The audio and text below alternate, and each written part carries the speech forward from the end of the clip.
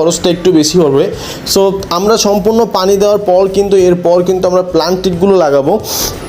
So planted লাগানোর ক্ষেত্রেও তোমরা একটু সতর্ক থাকবা যেন প্লান্টেডের যে শিকড়ের যে গাছগুলো আছে ওইটা যেন আসলে ভেঙে না যায়। সো চলো আমরা এখন ফার্স্টেই হচ্ছে জঙ্গল বেল দিয়ে শুরু করব। সো জঙ্গল বেলটা হচ্ছে এতটাই সুন্দর হয় যে যত বেশি জঙ্গল বেল হবে তত কিন্তু তোমার অ্যাকোরিয়ামটা দেখতে কিন্তু অনেক বেশি সুন্দর হবে। সো চলো আস্তে আস্তে করে আমরা জঙ্গল বেলগুলো লাগাই ফেলি।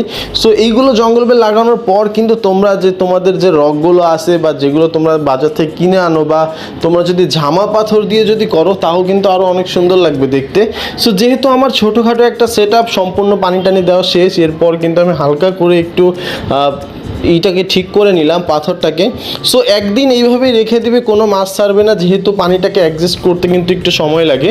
যেহেতু সামনের গ্লাসটা পরিষ্কার করার জন্য ব্রাশটা আমার কাছে নাই, সেই জন্য হাত দিয়ে আমি পরিষ্কার করে ফেলতে